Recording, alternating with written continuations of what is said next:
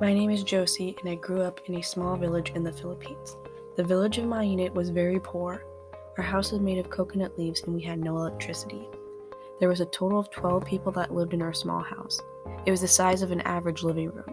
I had 6 sisters and 3 brothers. I was the third oldest out of 10 kids, so I had to help my mom give birth and care for the rest of the 7 children.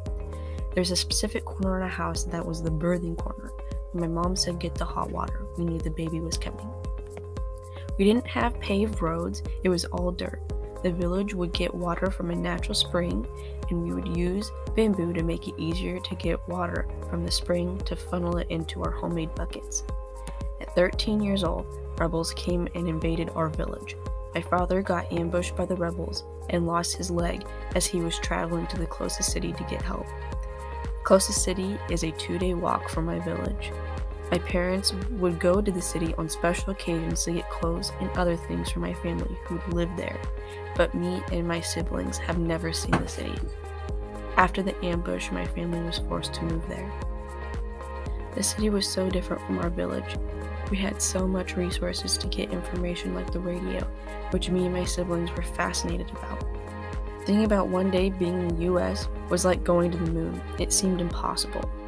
After being in the city for about 4 years, I was hired to be the help for an American family on a U.S. military base far away from my home in the city.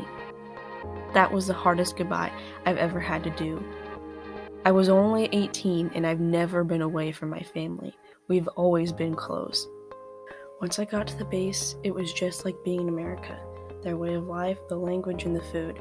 I knew some English from going to the school in the city, but it was very broken.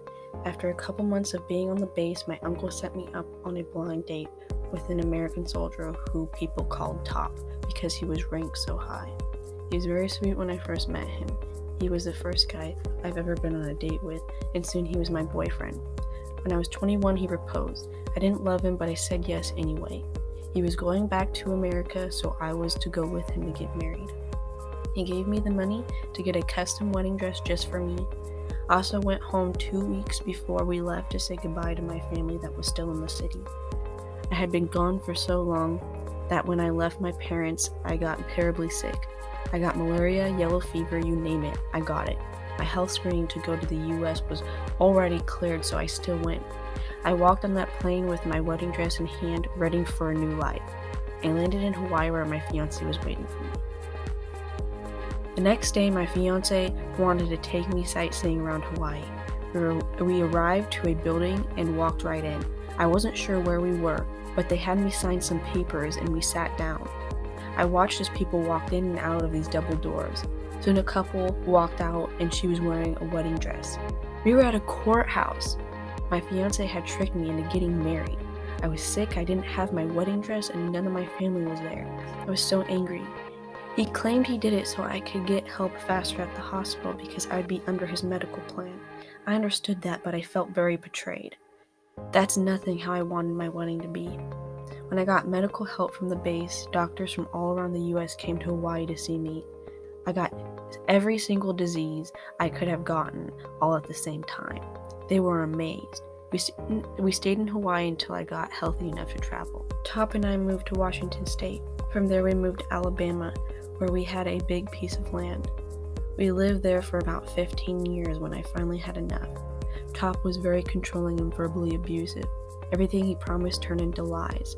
He promised we would have an actual wedding where I could wear my dress. He promised we would go back to the Philippines to go see my family, but none of that ever happened. I didn't even talk to my family since it was long distance. One night while Top was gone, I called my mom crying and told her I was divorcing him. To my surprise, she was in full support of it, which made me feel better about my decision. While he was gone, I packed up my stuff to leave for Washington since I had friends there. I had to leave some things behind, but I knew I was going to have a better life. I now live in Vancouver, Washington, where I have my own house, my own car, and a wonderful job as a CNA at Peace Health. I became a citizen in 2018. I worked so hard on making sure I passed my test. I even had coworkers quiz me while at work. America is a land of opportunity, and I'm so happy I live here. I came from nothing and still managed to work hard and become a citizen. If I can, anyone can. I have been back to the city that we were forced to move to see my family. So much has changed. Since being in the US, it has helped me get some of my siblings out of the Philippines, but most of them still live there. I'm in the process of helping my mom come to the US so she can live with me, but that will take some time.